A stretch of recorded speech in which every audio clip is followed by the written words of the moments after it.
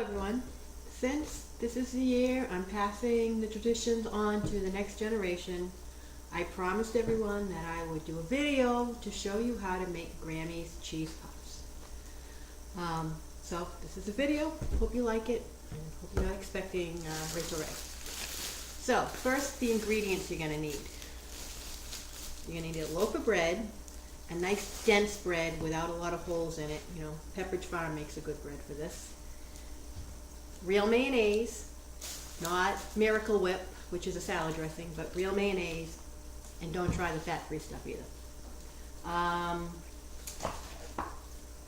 An onion,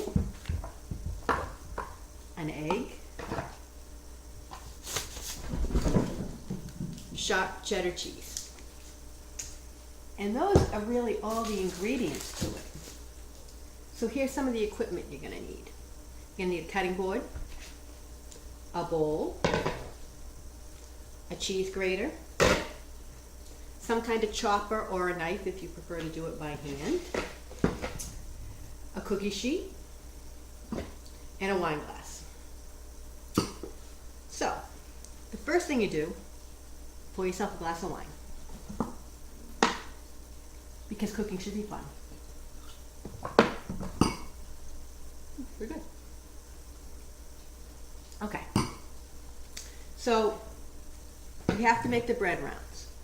And Grandma used to tell me that she would use stale bread. And since she wasted nothing, I'm assuming this recipe came into being because she had stale bread and needed to do something with it. So, today's bread doesn't really go stale, it goes moldy. So, what I do is I cut out the bread rounds and then I dry them out in the oven for a little while. So, I'll show you. So, take the bread and your cutter, and you just cut little rounds out of the bread that look like this.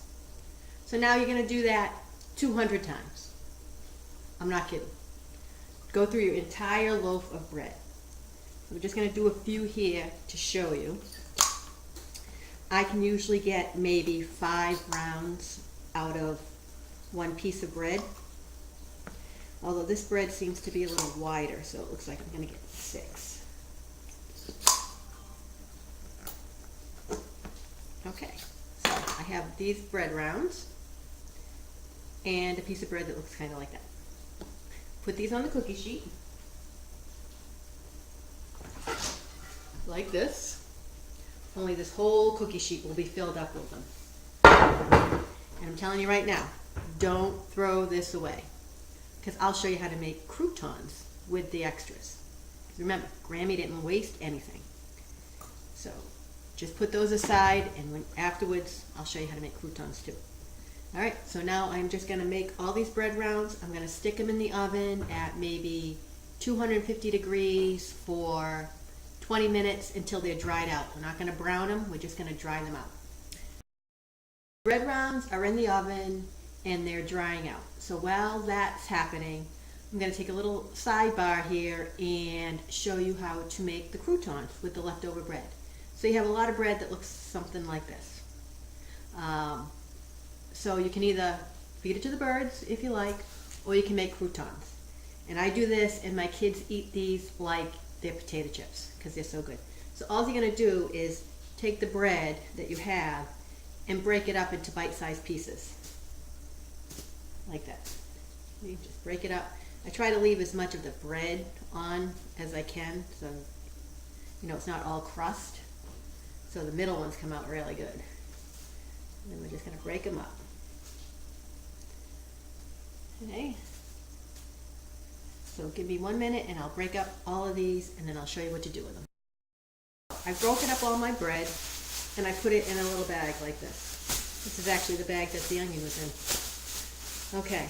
And then I'm going to drizzle some olive oil over the bread.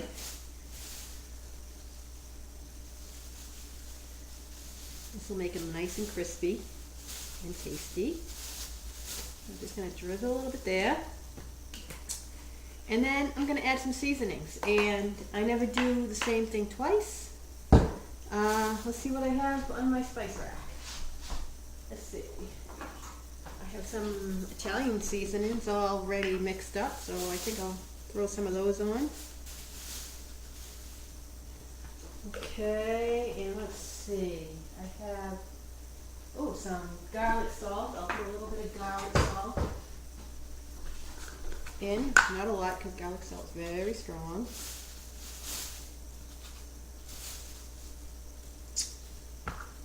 And I have basil and oregano, but that's all in the Italian mix that I already used, so I'm not going to add those. But if I didn't have the Italian mix, I'd probably throw that in there too.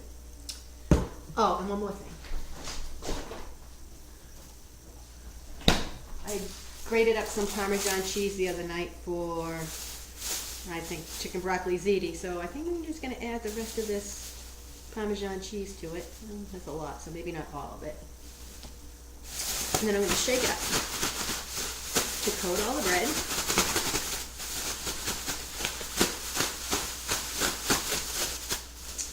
And then I'm going to take a cookie sheet and dump it on the cookie sheet.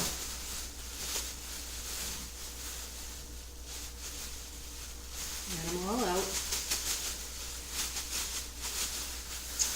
There we go, throw that away. I'm going to spread them out so they all lie flat.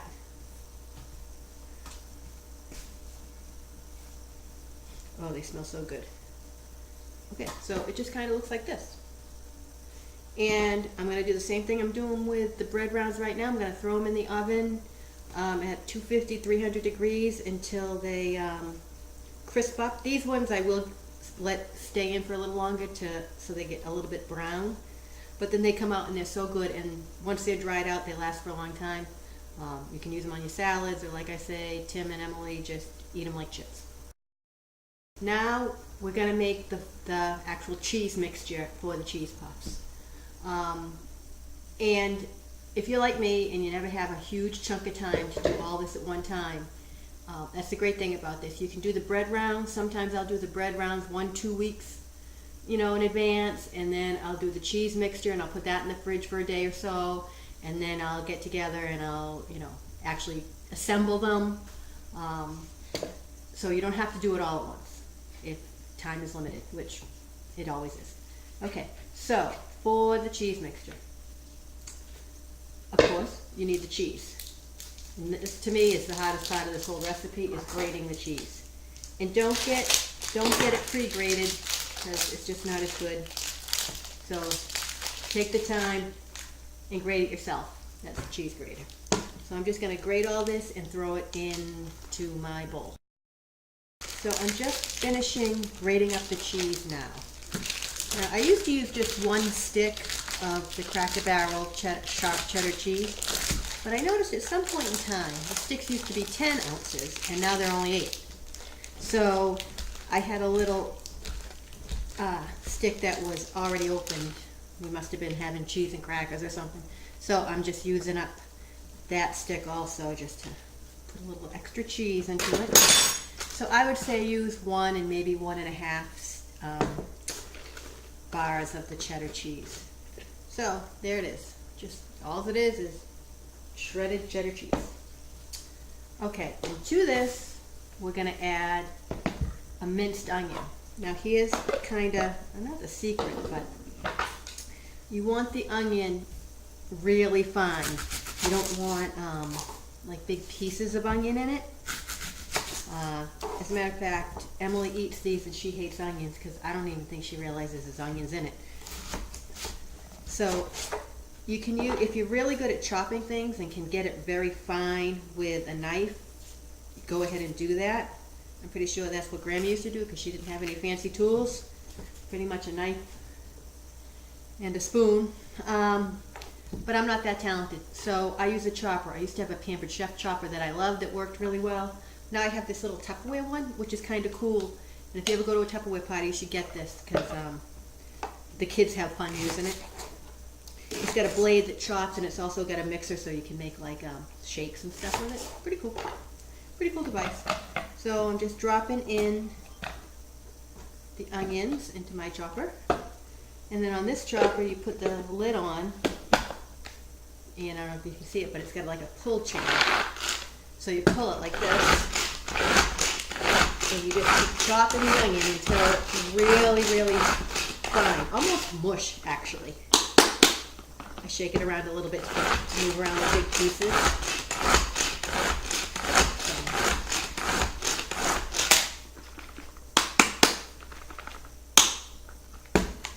And I can't tell you whether to do one onion or half an onion. It all depends on how big the onion is or how much you like.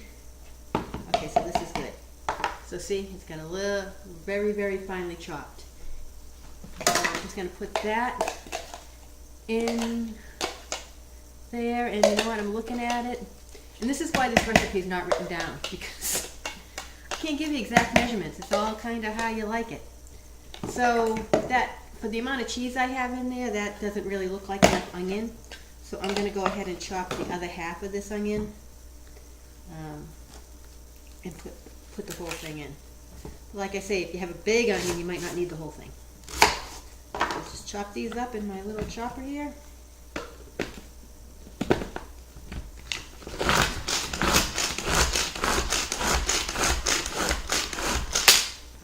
See how quick it makes it? If you were chopping that by hand with a knife, I mean, unless you're really good.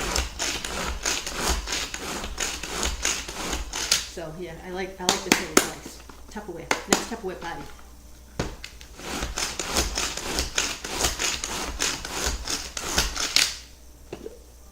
Okay, again, see? Nice and mushy. Little tiny pieces. Alright, I'm gonna put that in my bowl. Yeah, that's better.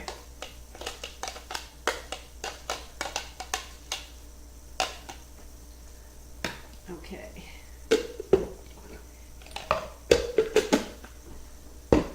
Alright, this is good because you can't see my dirty counter. Okay, so cheese, onion. Next thing you need is the mayonnaise. And again, I can't tell you how much mayonnaise to use. I usually just kind of glop it in there. I would say there's 1 spoonful, maybe 2 spoonfuls, and then mix it up and see what your consistency is like. And if you need a little more, add a little more. Remember, you can always add more, but you can never add less. And the last thing we're going to do is 1 egg. That will just help it stick together a little bit better.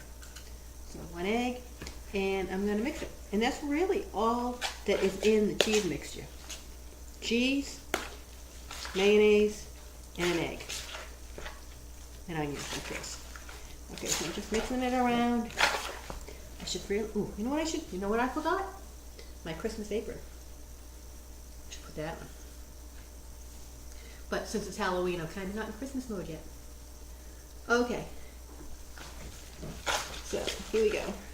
I'm going to mix that up. This actually came out to be a really good consistency, so I am not going to add any more mayonnaise. So I'll show you. See, so this is it. It's a little bit lumpy, and that's fine. You don't want it soupy. So that's perfect. Now, like I said, if you don't have time to put everything together, because it is a little time consuming, you can put this in the refrigerator for 1 or 2 days. This will last 1 or 2 days in the fridge with no issue at all. The bread rounds, once they're dried out, they'll last for weeks in your closet. So, you know, in a Ziploc bag or something. So, all right, we got our cheese mixture. I'm going to check on the bread rounds in the oven, and then I'll show you how to put it together, which is pretty easy. Done. See? Usually I'd have more, but for the sake of demonstration, I didn't fill up the cookie sheet entirely. But there they are, and you'll see now they're hard. They're like toast kind of.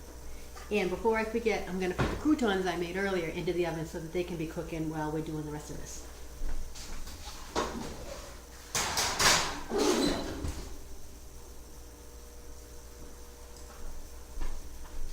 Okay, so now we have the cheese mixture.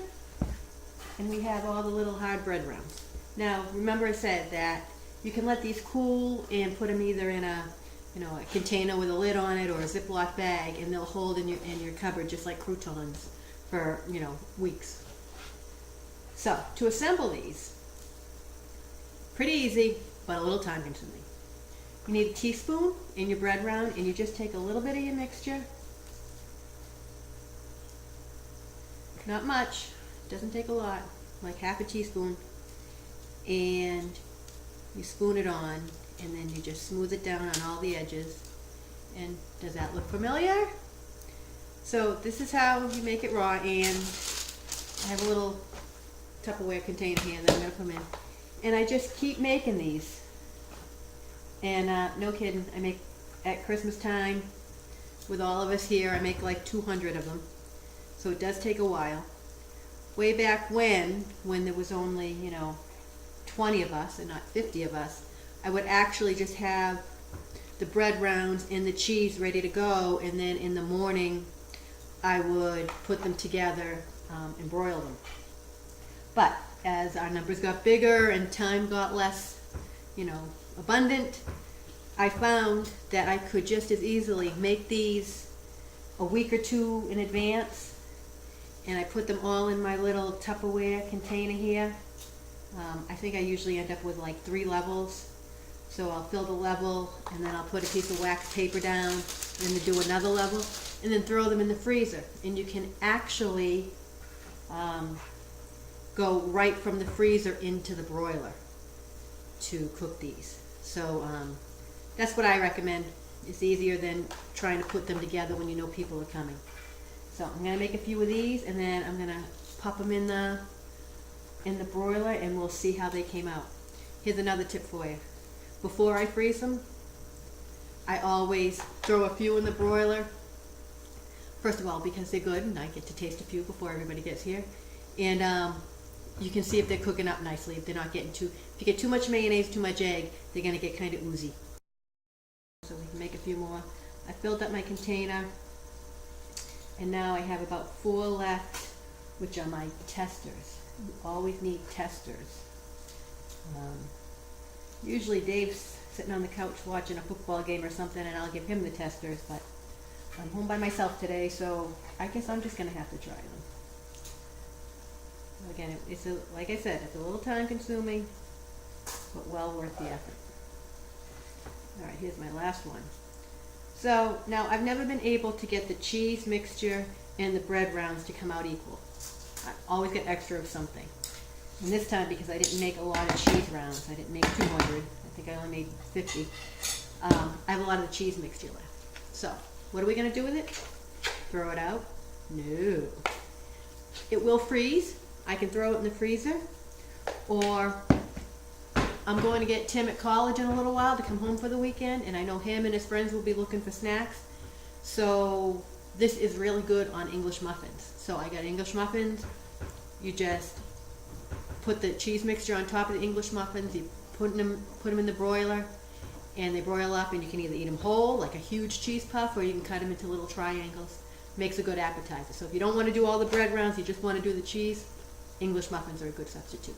So he'll be surprised to have that when he gets back, so hopefully it'll be a pleasant surprise. Okay, so the last thing to do with the cheese puffs is to test them.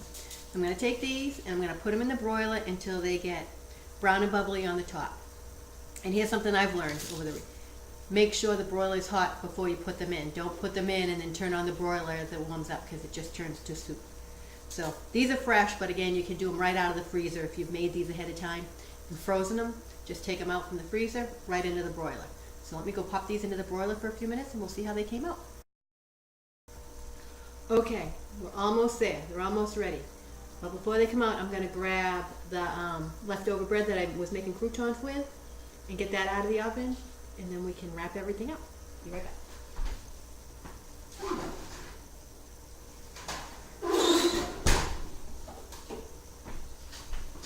So here are my croutons. So, I mean, they're not pretty to look at, they're not perfectly square like you buy them in the store, but they taste so much better. Oh, those are so good. Just leave them in a bowl on the counter and people will eat them. I swear. Okay, let's see how the cheese puffs are doing now.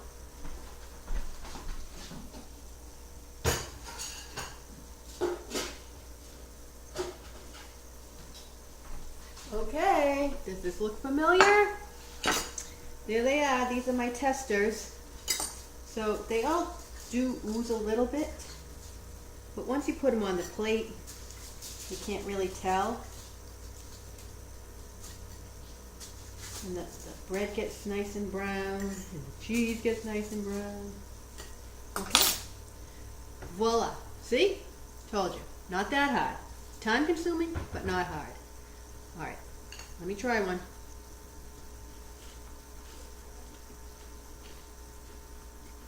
Good.